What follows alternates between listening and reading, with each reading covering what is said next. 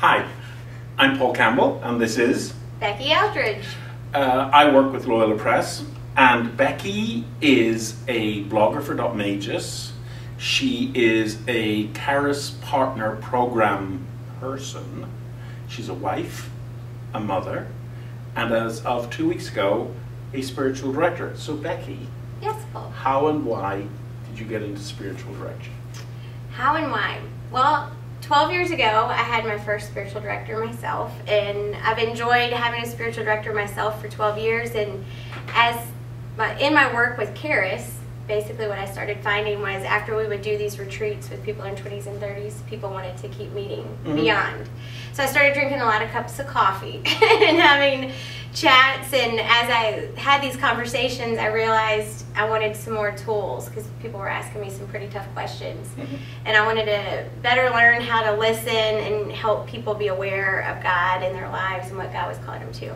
So 2 years ago, I decided I would start working on my certificate, and it was a very challenging process, but it's done. So as of 2 weeks ago. It's always struck me that the term spiritual direction, that it's a bit of a misnomer, isn't it? Because we don't really direct people. Right. I think it's more, we're holy listeners. That's what I think. You know, I mean, we're deep listeners. And I mean, I think at times we might have to maybe teach briefly about like a new prayer method or suggest a new prayer method, but it's really more us listening to the person in front of us to help them hear God in their lives. Yeah.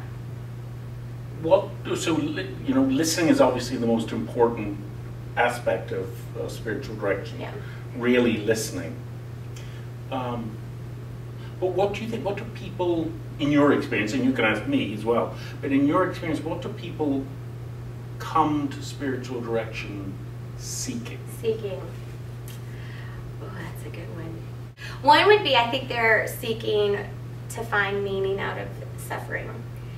And whatever that is, it could be, I work a lot with people in their 20s and 30s, so, you know, we get a lot of, a boy or girl broke my heart, you know, what is God inviting me to in that?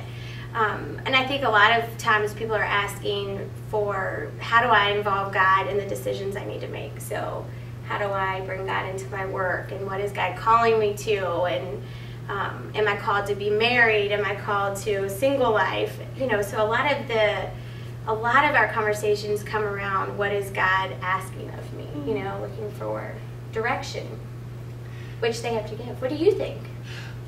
What do I think? I think that people need to know they're not alone in their search for God and in their search for meaning and for healing. I think they want someone to be there to respect their journey and to acknowledge what they're doing. I agree. And they're looking for love too, don't you find? I mean, I think they're looking for, where can I find authentic love? And am I worthy of God's love? Yes. I think that's another big thing.